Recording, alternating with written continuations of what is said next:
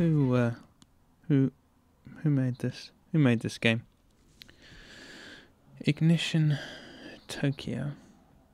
Studio was announced 2007. Created one title. Released in 2011.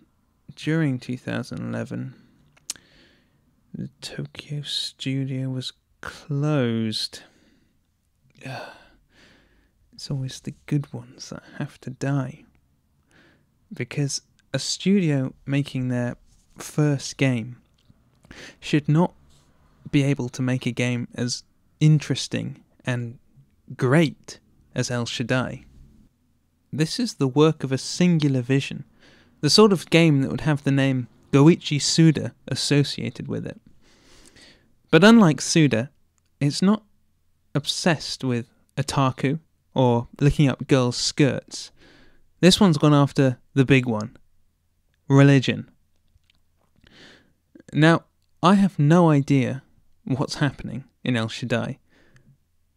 You play as Enoch, who is an angel, I think, and he's chasing other angels, or archangels, and you're helped by a guy called Lucifer, who I assume is Lucifer, who used to be an angel, but in this game he's just a guy with a mobile phone, and you're trying to get to the top of a tower to enact revenge on all the other angels, or something.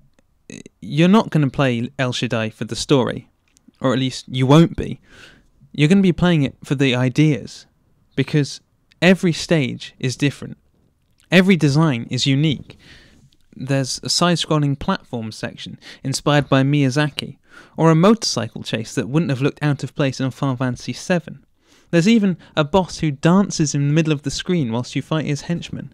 The designer of this game, Takayasu Sawaki, worked on Devil May Cry, and the core gameplay is quite similar. The major difference being that the weapons you use have to be stolen from enemies first, and although there's only 3 types of weapon, they're all different enough that combat never becomes repetitive, and it always remains at least serviceable, never getting in the way of actually progressing through the game. It's not as fluid as something like Bayonetta, but there is a certain grace to attacking an enemy from long range, zipping in, disarming him, and attacking the rest of the group. Perhaps unusually for a 3D action brawler, there's no upgrade system for your character. There are enemies that you fight from the start of the game that it seems like you have to lose to, but you'll fight these enemies a few times through the game, and sometimes you'll beat them, and it will make you wonder if you could have beaten them at the start of the game. The only thing that's changed is your understanding of the mechanics, and the way you approach battles, perhaps playing a bit more conservatively. And although you do unlock abilities as you progress through the game, these never feel essential or required in order to beat certain enemies or bosses. Everything's achievable with exactly the same state that you began the game. But you won't be playing for the combat, and you won't be playing for the story. You'll be playing for the ideas. El Shaddai is a beautiful, beautiful game. Although it may not have the technical assets to match a AAA game, it has some of the most amazing art design and direction that I've ever seen. The colours, the arrangements, this is exactly how you'd imagine the designer wanted his game to look. And if you care about those things, the game runs flawlessly at 60 frames per second. The lower quality assets allowing the gameplay to be presented exactly as the designers had intended. El Shaddai is a game that deserves to be talked about in the same way as Binary Domain or Vanquish. Cult classics that anyone who knows about absolutely loves. It's never less than enjoyable to play, and is more frequently an absolute delight.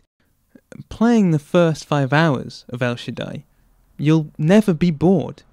You'll probably be confused, but this confusion won't make you stop playing. The only thing that will make you stop playing is that you won't want the experience to end.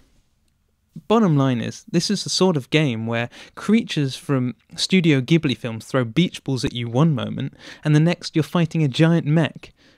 If that doesn't sound like the most ideal video game ever made, then maybe you don't deserve a game like El Shaddai.